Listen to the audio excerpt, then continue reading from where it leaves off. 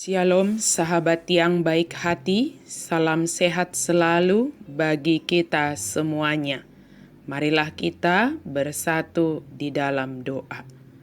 Allah Bapa dalam Yesus Kristus, terima kasih Tuhan untuk segala kebaikan-Mu.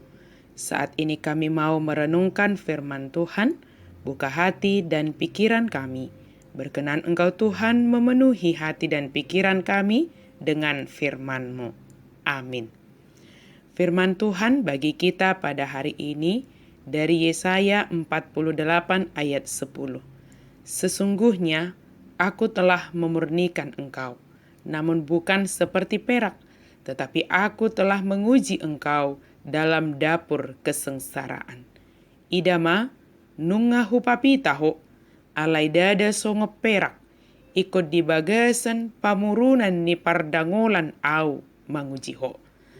Allah memurnikan dan menguji melalui kesengsaraan.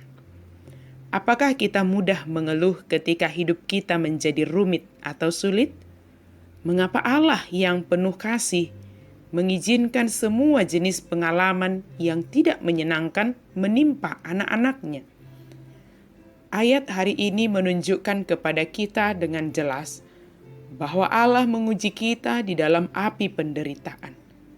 Sebaliknya, daripada mengeluh, respon kita seharusnya adalah datang kepada Allah dengan iman untuk memperoleh kekuatan guna bertahan dan bersukacita di dalam penderitaan yang sedang kita hadapi. Karena tanpa ujian itu, kita tidak akan pernah mengetahui apa yang kita mampu kerjakan, atau kita pun tidak akan bertumbuh. Dan tanpa pemurnian, kita tidak akan menjadi lebih suci dan lebih serupa dengan Kristus. Jika kita sengsara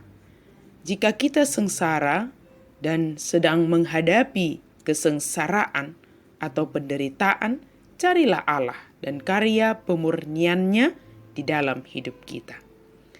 Yakobus 1 ayat 2-3 dituliskan demikian.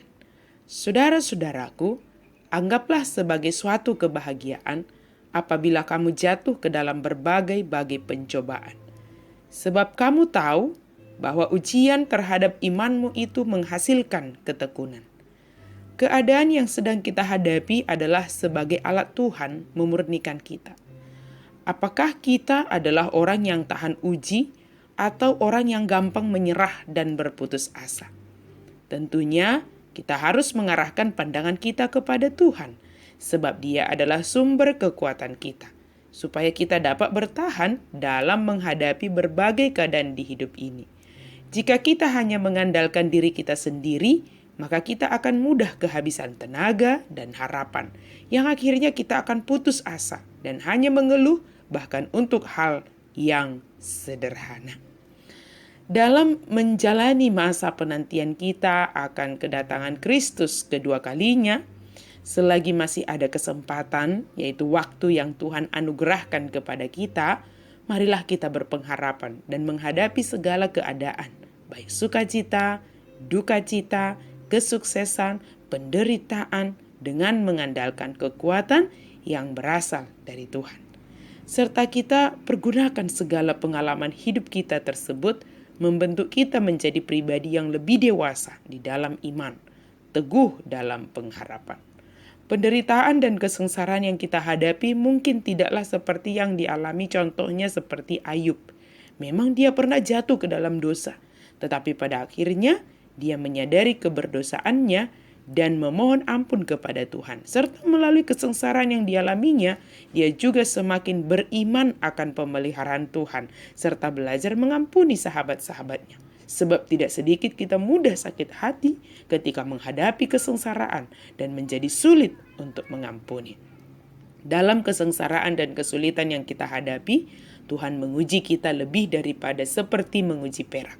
Mari persiapkan diri dan mohonkan kekuatan dari Tuhan, supaya kita mampu bertahan dalam setiap ujian yang berasal dari Tuhan. Amin. Mari kita berdoa. Terima kasih Tuhan.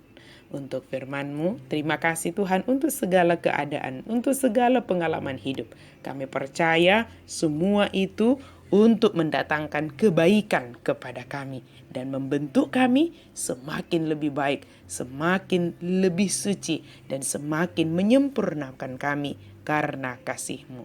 Dalam nama Yesus kami berdoa dan bersyukur. Amin.